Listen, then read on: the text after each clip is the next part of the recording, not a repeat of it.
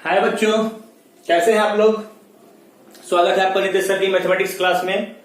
प्यारे बच्चों, मजा आ रहा है। हम लोग ग्राफ डिस्कस कर रहे हैं और ग्राफ में हम लोग अलजेब्रिक फंक्शन का ग्राफ पढ़ चुके हैं और ट्रांसेंडेंटल फंक्शन में हम लोग ट्रिगोनोमेट्रिक फंक्शन का ग्राफ पढ़ चुके हैं। मेरे बच्चों, ट्रिगोनोमेट्रिक फंक्शन 6 होते हैं। सारा ग्राफ हम लोग डिस्कस किए हैं। सबका डोमेन, रेंज और पीरियड आपको याद रखना है बच्चों। तो नेक्स्ट हेडिंग देंगे एक्सपोनेंशियल फंक्शन। एक्सपोनेंशियल फंक्शन का ग्राफ स्टार्ट करते हैं बच्चों आज। Exponential function,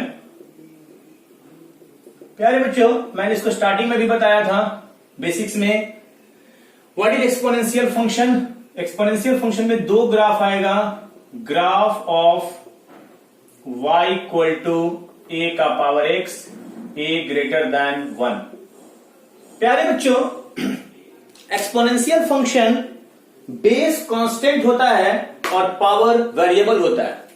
base constant, power variable और डिपेंड अपॉन बेस। और बेस आपका नेगेटिव नहीं हो सकता है और बेस आपका 1 नहीं हो सकता है। या तो पॉजिटिव होगा या तो 0 1 के बीच होगा। तो डिपेंड अपॉन बेस मेरे बच्चे, एक्सपोनेंशियल फंक्शन का दो ग्राफ होता है। सेकंड होगा graph of y equal to a का पावर x। बस आपका नजर बेस पर होना चाहिए मेरे बच्चे कि बेस 1 से ज्यादा है या 0 1 के बीच में है। यदि बच्चों बेस 1 से ज्यादा होगा तो एक्सपोनेंशियल फंक्शन का ग्राफ कैसा होगा मेरे बच्चे। तो एक्सपोनेंशियल फंक्शन का ग्राफ कुछ ऐसा होगा मेरे बाबू। ये हुआ आपका graph y equal to a का पावर x का, जब बेस 1 से ज्यादा है। और जब बेस 0 1 के बीच में होगा मेरे बच्चे तो कैसा होगा ग्राफ। तब ये डिक्रीजिंग नेचर का होगा और ये ग्राफ डिक्रीज करेगा और कुछ ऐसा डिक्रीज करेगा, इस तरह का ग्राफ होगा। तो depend upon base, exponential function का डिफिनेशन आपको क्लियर है कि a पॉजिटिव होना चाहिए और y इक्वल टू a का पावर x, a पॉजिटिव होना चाहिए और a 1 नहीं होना चाहिए। इसको हम लोग एक्सपोनेंशियल फंक्शन कहते हैं। निगेटिव बेस क्यों नहीं होता है, मैंने आपको इसका रीजन दिया था बच्चों। निगेटिव बेस करने पर रियल इनपुट पे आउटपुट इमेजिनरी आ जाएगा और आपको रियल वैल्यूड फंक्शन पढ़ना है। Function real valued exponential function का दो ग्राफ डिपेंड अपॉन बेस। प्यारे बच्चों, आपको डोमेन की बात करें तो क्या बोलिएगा। आप इसके डोमेन की बात करें तो आप बोलिएगा सर इसका तो डोमेन कुछ भी हो सकता है। डोमेन के लिए ग्राफ एक्स एक्सिस को देखिए, आप बोलिएगा सर इसका ग्राफ में तो एक्स कुछ भी हो सकता है, इनपुट तो आप कुछ भी डाल सकते हैं, एक्स आप कुछ भी डाल सकते हैं, लेकिन वाई क्या आएगा मेरे बच्चे। वाई क्या आएगा, ये हमेशा पॉजिटिव वैल्यू आएगा कि नहीं आएगा मेरे बच्चे। आप इनपुट कुछ भी डाल सकते हैं तो डोमेन ऑल रियल वैल्यू हो गया, लेकिन रेंज क्या होगा। रेंज इसका होगा बच्चे 0 से इंफिनिटी, 0 पे ओपन और इंफिनिटी, यानी एक्सपोनेंशियल फंक्शन का वैल्यू हमेशा पॉजिटिव होगा कि नहीं होगा। This is also non negative quantity और नॉट, होगा ना। और जिसका बेस 1 से ज्यादा हो वो क्या होता है, इंक्रीजिंग नेचर का होता है। और इनक्विटी में मैंने बहुत डिटेल से चर्चा किया है कि इंक्रीजिंग फंक्शन लगाने से हटाने से इनइक्विटी चेंज नहीं करता है और डिक्रीजिंग फंक्शन लगाने से हटाने से इनइक्विटी चेंज कर जाता है। तो बच्चों ये इंक्रीजिंग फंक्शन होगा कि नहीं होगा, इंक्रीजिंग नेचर का होगा कि नहीं होगा, होगा ना बच्चे। 3 इंफॉर्मेशन याद रखिए, domain all real value, range 0 से इंफिनिटी और ये इंक्रीजिंग नेचर का होगा। 0 1 के बीच में होगा तो क्या होगा बच्चे, इसका डोमेन क्या होगा बच्चे, डोमेन ऑल रियल वैल्यू।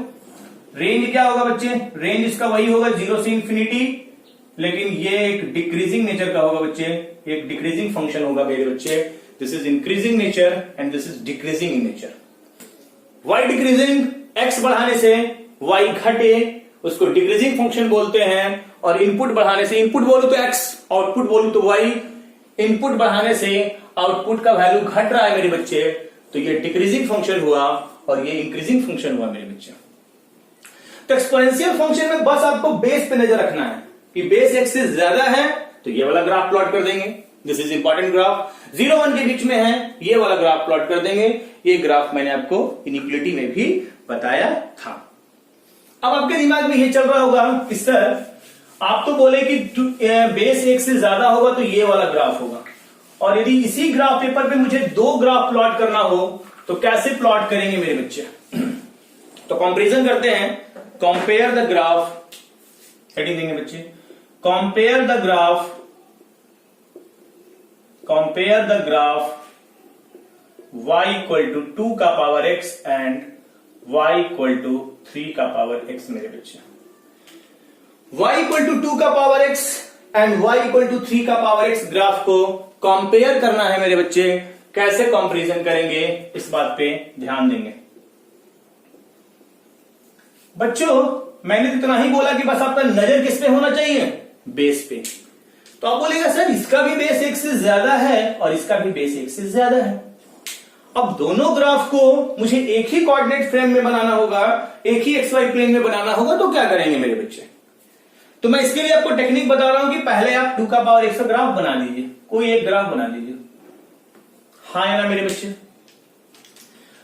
मैंने आपको पीछे भी कंपैरिजन करना सिखाया है, उस कॉन्सेप्ट को यूज करेंगे। तो जल्दी से बोलेंगे x बराबर 0, 2 का पावर 0 1, 3 का पावर 0 1, x बराबर 0 पे दोनों ग्राफ का मीटिंग पॉइंट होगा। यानी दोनों ग्राफ मीट कब करेगा? x इक्वल टू 0 पे 1 होगा और दोनों ग्राफ का मीटिंग पॉइंट ये होगा कुछ। दोनों ग्राफ 1 से पास करेगा। अब दो केस लेते हैं, एक लेते हैं x पॉजिटिव और एक लेते हैं x नेगेटिव। जब x पॉजिटिव होगा, पॉजिटिव में कोई वैल्यू ले लेते हैं 1, तो ये देगा 2 का पावर 1 और ये देगा 3 का पावर 1। कौन बड़ा है? 3 का पावर x बड़ा है, 2 का पावर x छोटा है। और इसमें जस्ट अपोजिट हो जाएगा, तो जस्ट इसका अपोजिट कर देंगे मेरे बच्चे।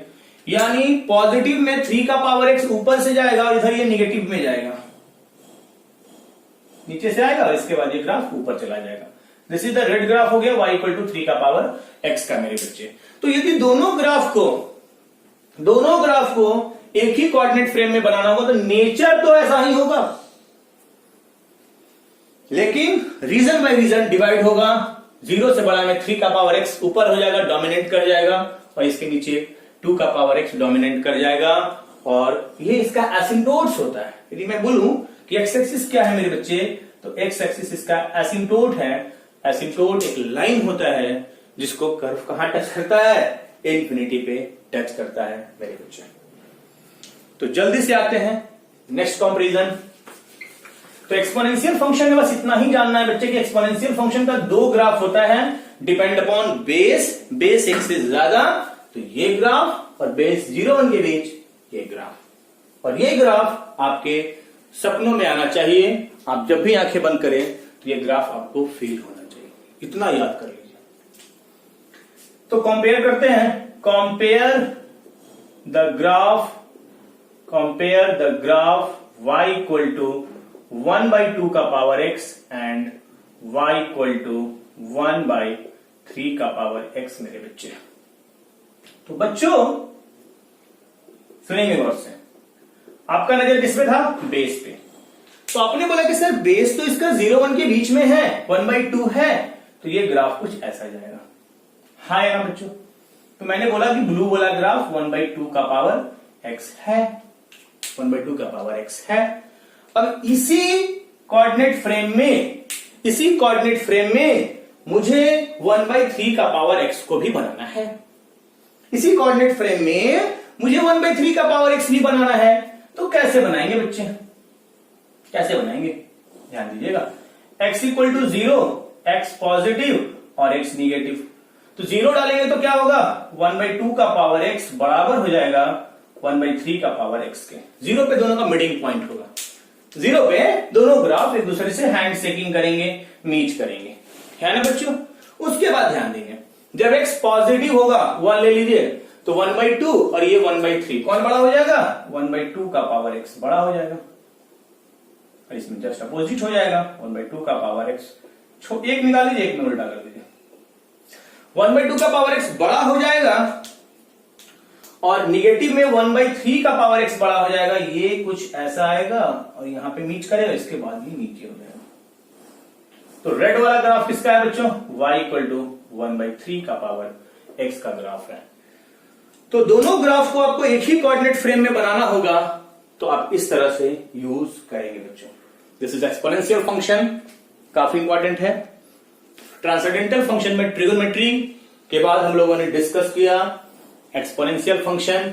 आते हैं बच्चों थर्ड ग्राफ की तरफ, जो कि काफी इंपॉर्टेंट है, लॉगरिथमिक फंक्शन।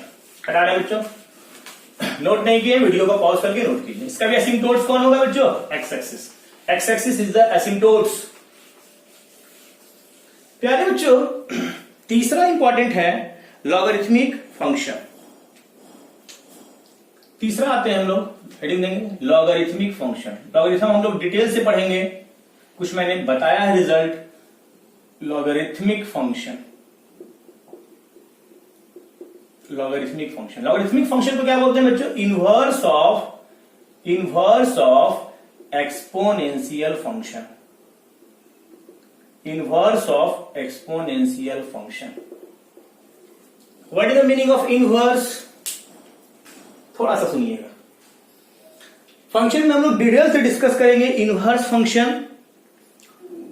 इनवर्स फंक्शन क्या होता है बच्चे? यदि किसी फंक्शन का डोमेन और रेंज एक दूसरे का जस्ट उल्टा हो जाए, इसका डोमेन बन जाए, उसका रेंज बन जाए डोमेन, तो दोनों फंक्शन को एक दूसरे का क्या बोलेंगे? इनवर्स फंक्शन बोलेंगे। और इनवर्स फंक्शन का graph y equal to x line के अबाउट सिमेट्रिकल होता है। एक नोट पॉइंट लिखेंगे कि ग्राफ ऑफ जैसे मैंने क्या बताया था बच्चों, इवन फंक्शन का ग्राफ किसके अबाउट सिमेट्रिकल होता है? y एक्सिस के अबाउट। ऑड फंक्शन का ग्राफ किसके अबाउट सिमेट्रिकल होता है? ऑरिजिन और अपोजिट क्वाड्रेंट में सिमेट्रिकल होता है। वैसे लॉगरिथमिक फंक्शन का ग्राफ, सॉरी इनवर्स फंक्शन का graph of inverse function is symmetrical about line y equal to x। बहुत इंपॉर्टेंट प्रॉपर्टी है बच्चों। इनवर्स फंक्शन का ग्राफ किस लाइन के अबाउट सिमेट्रिकल होता है, मिरर इमेज होता है? वो y equal to x line के अबाउट मिरर इमेज होता है। मैं और इसको अच्छे से क्लियर करता हूं। प्यारे बच्चों, पहले मैं देखते हैं लॉगरिथमिक फंक्शन का ग्राफ क्या होता है। तो लॉगरिथमिक फंक्शन में भी दो ग्राफ होता है। Graph of y equal to log x to the base a, जब बेस का वैल्यू x से ज्यादा। जब बेस का वैल्यू x से ज्यादा मेरे बच्चे, तो बोलेंगे कि लॉगरिथमिक फंक्शन का ग्राफ कुछ ये है। This is the graph of log x to the base a। Log का दो graph depend upon base. Base x से ज्यादा ये ग्राफ, बेस 0 1 के बीच कुछ ऐसा आएगा। और नोन ग्राफ को याद रखना। प्यारे बच्चों, इनवर्स फंक्शन का मैंने क्या बताया? Graph y equal to x line के अबाउट मिरर इमेज होता है। ये बात आप नोट पॉइंट पे नोट कर लेंगे। और इसका दूसरा ग्राफ पर भी हम आते हैं बच्चों कि graph of y equal to log x to the base a 0 1 के बीच।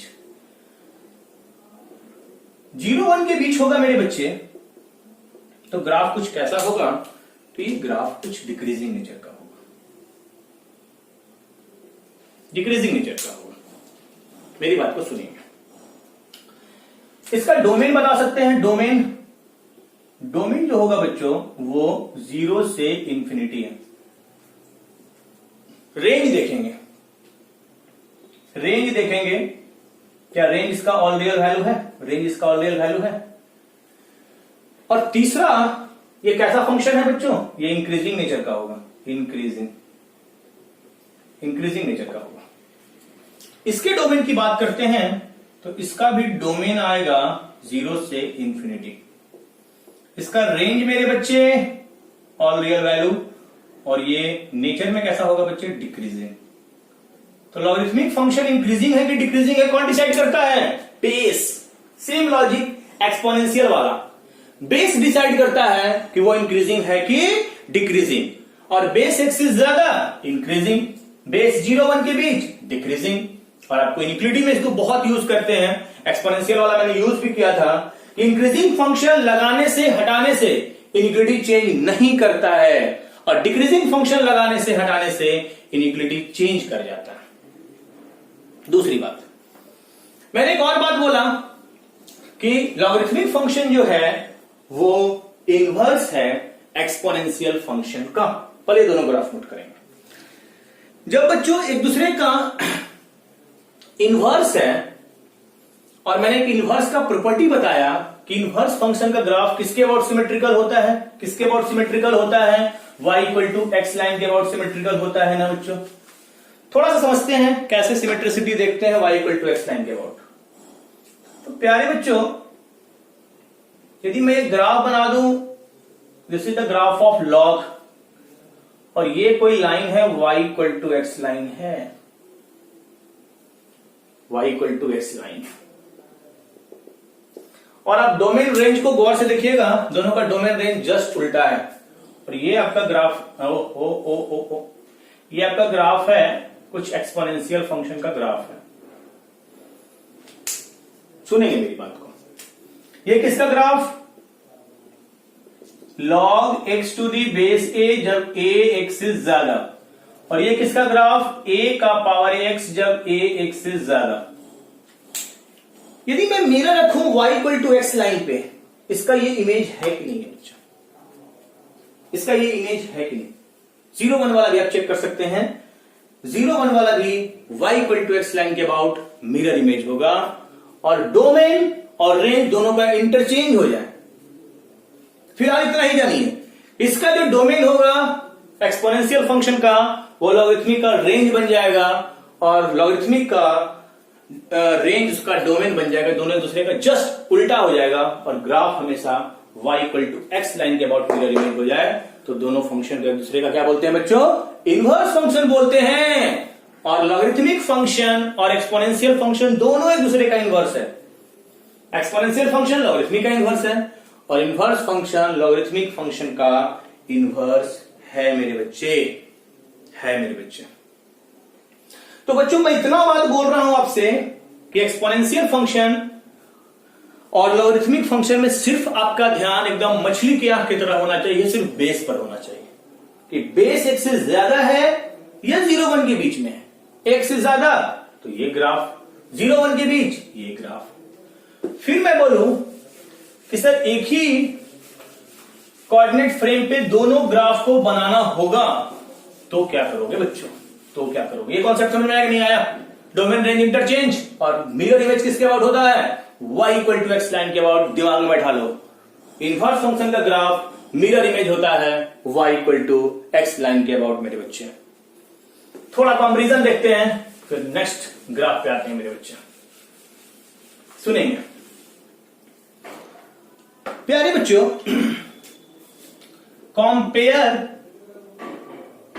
Compare the graph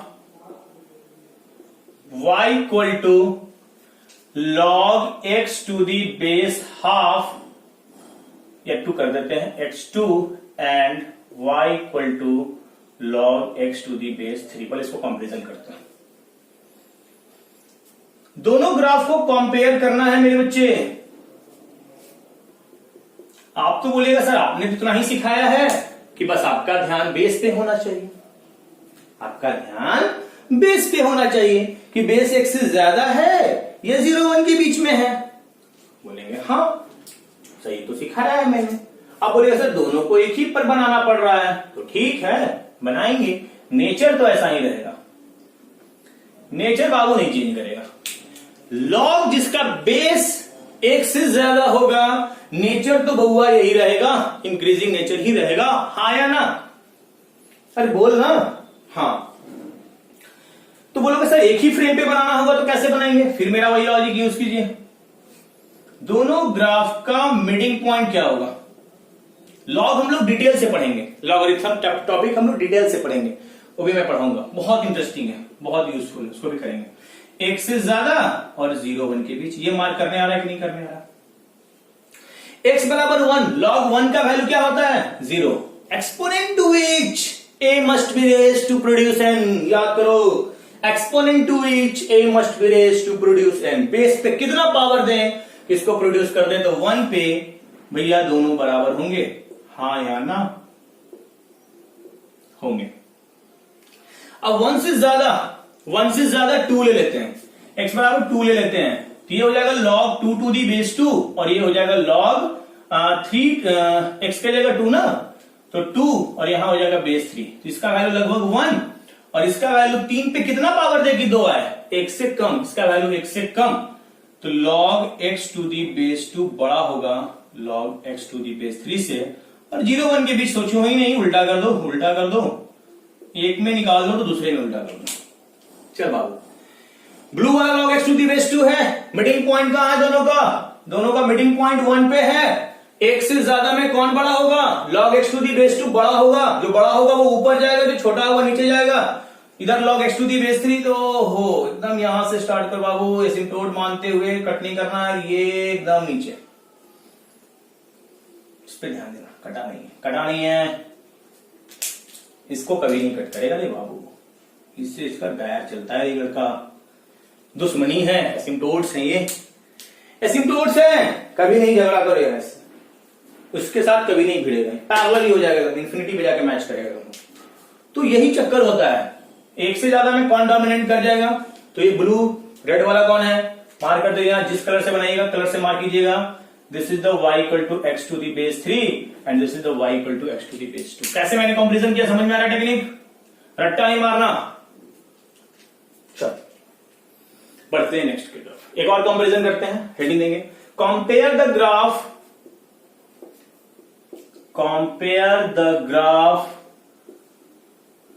y equal to log x to the base half and y equal to log x to the base 1/3। मेरे बच्चे प्यारे बच्चों, आप तो बोलेंगे sir आपने तो बस इतना ही बताया कि बस बेस पे ध्यान देना है, नेचर तो सेम रहेगा, क्योंकि मुझे एक्चुअल प्लॉटिंग तो चाहिए नहीं, मुझे तो सिर्फ नेचर चाहिए। ग्राफ आपको बहुत यूजफुल होने वाला है मेरे बच्चे। तो आप बोलेगा सर ये तो डिक्रीजिंग वाला ग्राफ बनेगा, याद हो गया मुझे, याद कर ले, ये बात आ गया समझ में बच्चों। जब log x to the base half decreasing nature का होगा, ये मैंने प्लॉट कर दिया, मुझे इसी कोऑर्डिनेट फ्रेम में, इसी xy प्लेन में log x to the base 1/3 को प्लॉट करना है, तो मैं क्या करूंगा, मैं कैसे सोच रहा हूं, आप भी वैसे सोचिए। आप बोलोगे कि सर इसमें केस लेते हैं x इक्वल टू 1, तो 1 पे तो log 1 0 होता है, तो हाफ रखे बेस या बेस 1/3 रखें, दोनों बराबर होने वाले हैं, दोनों बराबर होने वाले, तो 1 पे दोनों ग्राफ का मीटिंग पॉइंट मिल गया, 1 पे दोनों ग्राफ का मीटिंग पॉइंट मिल गया। चलो दो केस लेते हैं, x ग्रेटर देन 1 और एक लेते हैं 0 1 के बीच में क्या हलचल होता है। एक से ज्यादा कोई एक वैल्यू ले लो बाबू, x इक्वल टू 2, फिर से मेरी बात सुनना, 2 लेंगे तो हो जाएगा 2 टू दी बेस हाफ और ये बन जाएगा 2 टू दी बेस 1/3। प्रॉपर्टी याद है ना, 2 का power -1 minus log 2 to the base 2 और ये हो जाएगा minus log 2 to the base 3। इसका वैल्यू -1 और इसका वैल्यू -1 से कम, कौन बड़ा है, 1/3 बेस वाला बड़ा है। ये बात आप समझ पा रहे हैं कि नहीं बच्चों, इसका वैल्यू कम आएगा, 3 पे कितना पावर देगी 2 है, 1 से कम, और माइनस में है ना तो ये ज्यादा हो जाएगा, और 0 1 के बीच कहानी जस्ट उल्टा है बच्चे, ओहो 0 1 के बीच कहानी जस्ट उल्टा, 1/3 छोटा हो जाएगा और 1/2 बड़ा हो जाएगा मेरे बच्चे। एक से ज्यादा में कौन डोमिनेट कर रहा है, x टू दी बेस 1/3, एक से ज्यादा में, और इधर x टू दी ब्लू वाला ऊपर होगा, ये नीचे से आएगा और ये कट मारेगा, यहां कट मार के इसके ऊपर से चला जाएगा। ये वाला रेड वाला ग्राफ है log x to the base 1/3। तो इस तरह से आप कंपैरिजन कर सकते हैं ग्राफ का, जो कि काफी इंपॉर्टेंट है। तो ट्रांसेंडेंटल फंक्शन में हम लोगों ने क्या जाना बच्चों, ट्रांसेंडेंटल फंक्शन में ट्रिगोनोमेट्रिक जान लिए, लॉगरिथमिक और एक्सपोनेंशियल फंक्शन को ग्राफ हम लोग देखें, उसका कंपैरिजन सीखें कैसे होता है। तो नेक्स्ट टॉपिक पे आते हैं मेरे बच्चे, ज्योमेट्रिकल कर्व्स पे आते हैं, ज्योमेट्रिकल कर्व्स पे आते हैं, ध्यान देना। ज्योमेट्रिकल कर्व्स कोऑर्डिनेट ज्योमेट्री का मैंने बहुत सारा कंसेप्ट यहां बताऊंगा, इससे अच्छे से समझेंगे तो नेक्स्ट हेडिंग देंगे ज्योमेट्रिकल कर्व्स।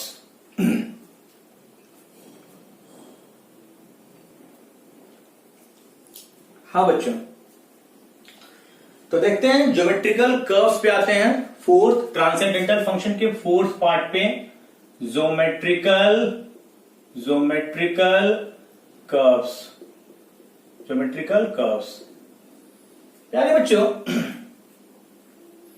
ज्योमेट्रिकल कर्व्स को समझेंगे। ज्योमेट्रिकल कर्व्स में तो सबसे सिंपल स्ट्रेट लाइन होता है ना मेरे बच्चे। स्ट्रेट लाइन तो स्टार्टिंग में ही आपको डिस्कस कर दिए हैं, line parallel to x axis, y axis, फिर y equal to m x वाला पार्ट, और फिर जनरल इक्वेशन से भी फर्स्ट क्लास तो पूरा स्ट्रेट लाइन पे ही चला था। तो स्टार्ट करते हैं आज सर्कल। इसमें फर्स्ट देखते हैं graph of circle. Graph of circle मेरे बच्चे सुनेंगे मेरी बात को। सर्कल सब कोऑर्डिनेट ज्योमेट्री में पढ़ना है बच्चों डिटेल से। पहले देखते हैं general equation of circle. General equation of circle पहले आपको पहचानना होगा, आपको किसी इक्वेशन को देखकर पहचानना होगा कि ये सर्कल है या नहीं है। तो लिखेंगे general equation of circle. General equation of circle लिखेंगे बच्चे। The equation x square plus y square plus 2gx plus 2fy plus c equal to 0 where g square plus f square minus c greater equal to 0 is called general equation of circle.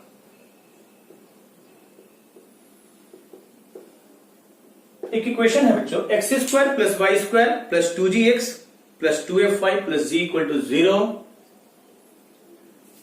Is called general equation of circle. इसको general equation बोलते हैं circle का।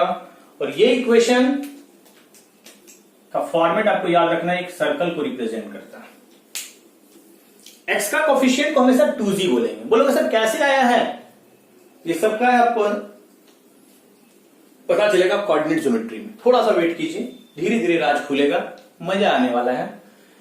अभी बस इतना ही जानिए कि एक ऐसा इक्वेशन का जो भी फॉर्मेट होगा, एक्स स्क्वायर वाई स्क्वायर का कोफिशिएंट 1 और x का जो कोफिशिएंट होगा उसको 2g बोलेंगे, y का कोफिशिएंट को 2f बोलेंगे, c इक्वल टू 0 सर्कल को रिप्रेजेंट करेगा। इसका सेंटर क्या होगा? सेंटर हो जाएगा बच्चों, फॉर्मूला होता है minus g comma minus f, और रेडियस का फॉर्मूला होता है under root g square plus f square minus c. Centre होता है minus g comma minus f. मैं इसको ग्रेटर इक्वल टू 0 क्यों बोल रहा हूं? क्योंकि ये निगेटिव आ गया तो फिर रेडियस इमेजिनरी हो जाएगा, फिर सर्कल नहीं बनेगा। तो जीएफसी ऐसा होना चाहिए कि g square plus f square minus c हमेशा ग्रेटर इक्वल टू 0 होना चाहिए। ये इक्वेशन एक सर्कल को रिप्रेजेंट करेगा, स्टैंडर्ड फॉर्म में होना चाहिए। आपको किसी भी सर्कल का सेंटर और रेडियस निकालने आना चाहिए। एग्जांपल करते हैं बच्चे। Find the centre and radius of circle x square plus y square equal to 25। क्या सर्कल है कि नहीं है बाबू? जी एफ सी 0 हो सकता है कि नहीं हो सकता है? ये एक सर्कल को रिप्रेजेंट कर, एक्स स्क्वायर वाई स्क्वायर तो कोफिशिएंट 1 हो जाए, जी एफ सी गायब हो सकता है, तो इसको हम लिख सकते हैं x square plus y square minus 25 equal to 0। हाँ या ना बच्चों? यदि मैं इसको स्टैंडर्ड इक्वेशन से कंपेयर करता हूं तो बोलेगा सर 2g 0। एक्स का कोफिशिएंट को क्या बोलना है? 2g 3g 4g जानते हो ना, 5g लॉन्च होने वाला है। 2g यहां से g हो जाएगा 0। What is 2f? 2f 0, f 0, और what is constant term? Minus 25 मेरे बच्चे। सेंटर का फॉर्मूला आपके पास है, डाल दो।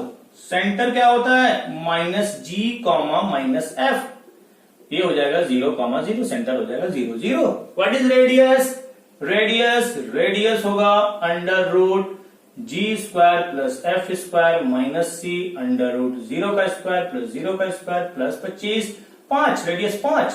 इसका सेंटर 0 0, रेडियस 5, एक सर्कल को रिप्रेजेंट कर रहा है। X square plus y square equal to 25, x square plus y square equal to 25 एक सर्कल को रिप्रेजेंट कर रहा है जिसका सेंटर 0 0 और रेडियस कितना है मेरे बच्चे? तो रेडियस इसका आ गया 5। और आपको सर्कल का ग्राफ बनाना है मेरे बच्चे, तो सर्कल के ग्राफ के लिए कितना इंफॉर्मेशन आपको चाहिए? ओनली 2 इंफॉर्मेशन चाहिए, सेंटर और रेडियस। यदि आपको सेंटर मिल जाए, रेडियस मिल जाए, तो क्या आप सर्कल का ग्राफ बना सकते हैं कि नहीं बना सकते हैं? तो मेन इंपॉर्टेंट चीज इसमें यह है कि आपको इक्वेशन देखे, जैसे आप लोग पहचान लेते हैं ना ax plus b y plus c linear equation देखा कि हाँ सर ये स्ट्रेट लाइन होगा, वैसे ही ये फॉर्मेट आपके दिमाग। सर्कल बहुत लंबा टॉपिक है, बहुत इंटरेस्टिंग कोऑर्डिनेट ज्योमेट्री की बातें हैं वो। अभी बस आप फंडामेंटल जानिए कि x square plus y square plus 2gx plus 2fy plus c equal to 0 एक सर्कल को रिप्रेजेंट करेगा और जिसका centre minus g comma minus f होता है। और रेडियस का फॉर्मूला आपके दिमाग में होना चाहिए under root g square plus f square minus c. हाँ बच्चों, तो बच्चों आपको और एग्जांपल देखते हैं। आपको सेंटर और रेडियस निकालना है। नेक्स्ट एग्जांपल देखते हैं, example number 2, find centre and radius of circle. कोई भी सर्कल ले सकते हैं। 2x square plus 2y square 10x plus 6y plus 2 equal to 0, कुछ ऐसा सर्कल है। प्यारे बच्चों, एक्स स्क्वायर वाई स्क्वायर वाला टर्म तो प्रेजेंट होगा, जीएफसी में से कोई 0 हो सकता है। प्यारे बच्चों ध्यान देंगे मेरी बात को, क्या ये स्टैंडर्ड फॉर्म में है? This is not in standard form. Standard form में एक्स स्क्वायर वाई स्क्वायर का वो formula minus g comma minus F तब वैलिड होगा जब एक्स स्क्वायर वाई स्क्वायर का कॉफिशिएंट कितना होगा? 1 होगा। कितना होगा बच्चे? 1 होगा, तभी वैलिड होगा, नहीं तो वैलिड नहीं होगा रे बच्चे। तो इसको स्टैंडर्ड फॉर्म में लाएंगे, x square plus y square plus 5x plus 3y plus 1 equal to 0। This is the standard form. This is the standard form. This is not in standard form. Circle का equation है but not in standard form. Standard form क्या होता है? X square plus y square plus 2gx plus 2fy plus c equal to 0 होगा। 2g कितना बोलोगे sir? 5। 2f कितना? तो 3 और कांस्टेंट कितना? 1। तो g आ जाएगा 5/2, f आ जाएगा 3/2 और c तो 1 है ही। 2 ही फार्मूला तो है मेरे पास सेंटर का। सेंटर होता है minus g comma minus F, तो ये हो जाएगा माइनस 5/2 कॉमा माइनस 3/2 और रेडियस होगा under root g square plus f square minus c, तो ये हो जाएगा 5/2 का होल स्क्वायर 3/2 का होल स्क्वायर माइनस 1। सॉल्व कर लो ना। 25/4 प्लस 9/4 माइनस 1 कितना? 25 और 9 कितना? 34। 34/2 34/17/2 माइनस 1, तो 17 में से 2 गया, अंडर रूट 15/2 कुछ रेडियस आ गया। जी स्क्वायर 25/4 9/4 माइनस 1 4 लेंगे तो कितना? 34 34/4 17/2 minus 1 15/2 root 15/2 is the radius. तो इस तरह से आप निकाल सकते हैं। आप किसी भी सर्कल का सेंटर और रेडियस निकाल सकते हैं मेरे बच्चे by help of that concept. अब हमको ग्राफ ड्रॉ करना है सर्कल का, जो कि काफी आसान ग्राफ होता है सर्कल का। सर्कल के ग्राफ के लिए ओनली 2 इंफॉर्मेशन, उसका सेंटर और उसका रेडियस। यदि आप सेंटर और रेडियस निकाल लेते हैं बच्चे, तो आप किसी भी सर्कल को ड्रॉ कर सकते हैं। किसी भी सर्कल को ड्रॉ कर सकते हैं। तो हेडिंग देंगे to draw the graph of circle. अब हम लोग ग्राफ पे आते हैं। To draw the graph of circle. To draw the graph of circle. To draw the graph of circle. Rule में लिखेंगे, first find the center and radius of circle and then draw the graph of circle.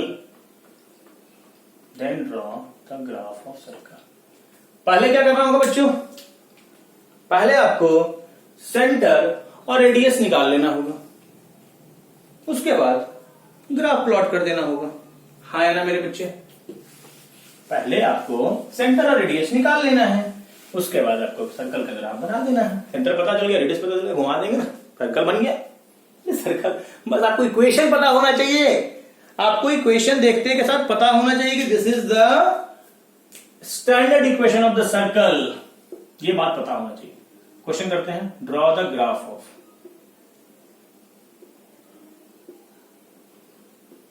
First कुछ सवाल लेते हैं बच्चों। X square plus y square minus 6y equal to 0, ये लिखा हुआ, ये सर्कल दिया हुआ। और एक क्वेश्चन और है मेरे पास, y equal to minus under root 5 minus x square, कुछ ऐसा। ये दोनों ग्राफ को मुझे प्लॉटिंग करना है। सुनेंगे मेरी बात को गौर से। मैंने अभी बस आपको इतना बताया बच्चों कि सर्कल का आपको स्टैंडर्ड इक्वेशन याद रखना है। सर्कल का स्टैंडर्ड इक्वेशन होता है x square plus y square plus 2gx plus 2fy plus c equal to 0। हाँ है ना बच्चों? सर्कल का स्टैंडर्ड इक्वेशन होता है x square plus y square plus 2gx plus 2fy plus c equal to 0। यदि आपको सर्कल का ग्राफ बनाना है तो पहले आपको सेंटर निकालना होगा और रेडियस निकालना होगा। आपको दो फार्मूला याद रखना है, minus g comma minus f, और सेंटर रेडियस होगा under root g square plus f square minus c. उसके बाद आप ग्राफ प्लॉट कर सकते हैं। फर्स्ट क्वेश्चन पे ध्यान देंगे। इसको देखते के साथ आपको क्या लग रहा है, क्या ये सर्कल का है स्टैंडर्ड इक्वेशन की नहीं है? X square plus y square 2gx, x नहीं मतलब 2g 0 है, 2f माइनस 6 है और c भी 0 है। तो यहां से g आ जाएगा 0, f आ जाएगा -3, c आ जाएगा 0। सेंटर कितना? सेंटर होता है minus g comma minus f 0,3, और रेडियस कितना? Under root g square plus f square minus c under root g square 0 f square 9 minus 0, radius आ गया 3 मेरे बच्चे। सेंटर रेडियस निकालना है कि नहीं है? आ गया। सर्कल के स्टैंडर्ड इक्वेशन से आप दो इंफॉर्मेशन निकाल लीजिए, सेंटर और रेडियस। ग्राफ में यहां बना देता हूं। सेंटर को लोकेट करेंगे। Centre is 0,3। सेंटर एक कोऑर्डिनेट होता है, कहीं यहां है 0,3 और रेडियस है इसका 3। अच्छा, 3 रेडियस का सर्कल बनेगा, कुछ ऐसा जाए। हाँ, सेंटर 0,3 एंड रेडियस इज 3। तो इस तरह से आप ग्राफ सर्कल का बना सकते हैं। इसको पॉइंट कोऑर्डिनेट में मार्क कर दीजिए सेंटर, और उतना 3 रेडियस का एक आर्क लेकर के घूम जाइए, सर्कल बन जाएगा। तो बच्चों सेंटर रेडियस मिल गया ना तो सर्कल बन जाता है। बस दिमाग में इतना रखो ना बच्चों कि सेंटर का कोऑर्डिनेट क्या होता है, स्टैंडर्ड इक्वेशन क्या है। सर्कल तो डिटेल से पढ़ेंगे, अभी आपके लिए न्यू लग रहा है ये सब चीजें। जब आप भी पढ़ लोगे तो आपको भी सारा स्टैंडर्ड इक्वेशन याद हो जाएगा, फिर आप भी इंजॉय करोगे। सेकंड सवाल, y equal to minus under root 5 minus x square. ध्यान देंगे बच्चे, दिस इज इरेशनल। जिन बच्चों का इरेशनल क्लास छूटा है उनको परेशानी होगा थोड़ा, इरेशनल को मैंने अलग से डिटेल से पढ़ाया है। ये एक इरेशनल इक्वेशन है, इसको बोल सकते हैं बच्चों √5 minus x square equal to -y। हाँ है ना बच्चों। अब g of x equal to -y, तो इसको बोल सकते हैं कि -y को क्या होना चाहिए, पॉजिटिव। ये नॉन निगेटिव है तो इसको भी नॉन निगेटिव होना चाहिए कि नहीं होना चाहिए। Squaring both side. यहां से y क्या आ गया, निगेटिव, और यहां से आ जाएगा बच्चों x square plus y square equal to 5। इस इक्वेशन को गौर से देखिए मेरे बच्चे। एक सर्कल को रिप्रेजेंट कर रहा है जिसका सेंटर 0 0 है और रेडियस है √5। कैसे निकाले थे, मैंने इस तरह का एग्जांपल कराया है। X square plus y square equal to 25। तो प्यारे बच्चों x square plus y square equal to 5 एक सर्कल को रिप्रेजेंट करेगा जिसका सेंटर 0 0 होगा और रेडियस होगा √5। तो बच्चों मुझे अब इसके ग्राफ को प्लॉट करना है। मैं कैसे प्लॉट करूंगा, सेंटर 0 0, रेडियस √5 होता हुआ एक सर्कल बनाते हैं। बना लिए। लेकिन मुझे सर्कल का वो पार्ट लेना है। क्या ये पूरा सर्कल को रिप्रेजेंट कर रहा है, नहीं। मुझे सर्कल का वो पार्ट लेना है जिसमें y निगेटिव हो। y निगेटिव का मतलब कहां, नीचे। मतलब ये एक सेमी सर्कल को रिप्रेजेंट करेगा। This is the graph. सिर्फ नीचे वाला पार्ट लेंगे इसका। सर्कल का ऊपर वाला रीजन नहीं होगा। ये सिर्फ एक सेमी सर्कल को रिप्रेजेंट कर रहा है। g of x positive, squaring both side. This is rational. प्यारे बच्चों अब आप ये दिमाग में बैठा लीजिए कि आपको सर्कल का स्टैंडर्ड इक्वेशन याद रखना होगा। सर्कल का स्टैंडर्ड इक्वेशन याद रखना होगा x square plus y square plus 2gx plus 2fy plus c equal to 0 मेरे बच्चे। और वहां से आप सर्कल का ग्राफ को आसानी से प्लॉटिंग कर सकते हैं। एक सवाल और करते हैं बच्चों इस पे। ये वाला कॉन्सेप्ट समझ में आया कि नहीं आया बच्चों?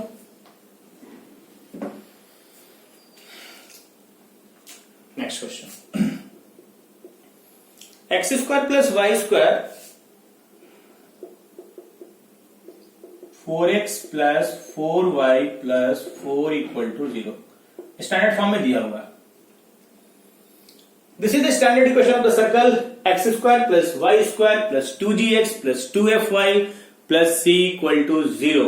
X square plus y square plus 2gx plus 2fy plus c equal to 0 एक सर्कल को रिप्रेजेंट करता है। 2g 4, 2f 4 और सेंटर भी c भी 4। तो g कितना बाबू 2, f कितना बाबू 2, c भी 4। सेंटर का फॉर्मूला -g -f फटाक से डालो, कितना -2 and radius is √g² plus f square minus c √4 plus 4 minus 4 2। वाह, g भी 2, f भी 2, c भी c4। Centre -2 radius √g² plus f square minus c 2 आ जाएगा। -2 एंड रेडियस इज 2। सेंटर और रेडियस मुझे मिल गया। मैं सर्कल को ड्रॉ कर सकता हूं। सर्कल को ड्रॉ करने के लिए बस आपके पास दो इंफॉर्मेशन चाहिए बुआ, सेंटर और रेडियस। सेंटर और रेडियस ध्यान दीजिएगा, जल्दी से मजा आ रहा होगा। आ गया मजा? -2 कहां जाएगा? थर्ड क्वाड्रेंट में। -2 कहां जाएगा? थर्ड क्वाड्रेंट में। ये पॉइंट ले लिए। और रेडियस 2 दोनों एक्सिस को टच करेगा क्या? एक्स को भी टच करेगा और वाई को भी टच करेगा और एक सर्कल पास करेगा। थोड़ा मेरा टेढ़ा हो गया, समझ जाना बच्चे, बस ये रेडियस 2। तो इस तरह से आप सर्कल को प्लॉट कर सकते हैं। मुझे एक्चुअल प्लॉटिंग एकदम ग्राफ पेपर पे नहीं चाहिए, हम लोग बस नेचर चाहिए। तो आज के लेक्चर में बच्चों हम लोगों ने क्या डिस्कस किया? आज के लेक्चर में बच्चों हम लोगों ने डिस्कस किया कि what is exponential function, a का पावर x। दो ग्राफ होता है, depend upon base, base x से ज्यादा इंक्रीजिंग वाला, बेस 0 1 के बीच डिक्रीजिंग वाला। बस दो ही ग्राफ होता है, depend upon base. Logarithmic function का भी दो ग्राफ होता है, डिपेंड अपॉन बेस, एक इंक्रीजिंग वाला और एक डिक्रीजिंग वाला। डिपेंड अपॉन बेस, एक इंक्रीजिंग वाला और एक डिक्रीजिंग वाला। प्यारे बच्चों, उसके बाद हम लोगों ने एक इंपॉर्टेंट चर्चा किया, सर्कल में मैंने क्या बात किया बच्चों? सर्कल में मैंने बात किया ज्योमेट्रिकल कर्व्स में कि सर्कल का आपको जनरल इक्वेशन याद रखना है, x² + y² + 2gx + 2fy + c = 0। Centre का एक फॉर्मूला मैंने दिया आपको, -g, -f, वो याद रखना है और रेडियस याद रखना है √g² + f² - c। g² + f² - c। और उसके बाद बच्चों आपको ध्यान क्या देना है? आपको बस दो चीज निकालना है, और लेकिन एक स्टैंडर्ड इक्वेशन में रखने के बाद x² y² का कोफिशिएंट 1, 2x² 2y² रहेगा तो 2 से डिवाइड करना होगा। और x² y² का कोफिशिएंट जब तक 1 नहीं होगा मेरे बच्चे, तब तक वो फॉर्मूला आप नहीं लगा सकते हैं। -g, -f और √g² + f² - c और √g² + f² - c को ग्रेटर इक्वल टू 0 होना चाहिए। उसके बाद ग्राफ प्लॉट करने में तो कोई दम ही नहीं है। आपको सेंटर मिल गया, रेडियस मिल गया, प्लॉट कर दीजिए। तो अगले लेक्चर में हम लोग नेक्स्ट ग्राफ की तरफ बढ़ेंगे, ट्रांसेंडेंटल फंक्शन में, ज्योमेट्रिकल कर्व्स में नेक्स्ट टॉपिक की तरफ देखेंगे, पैराबोला, जो काफी इंपॉर्टेंट होगा। नेक्स्ट लेक्चर में देखते हैं।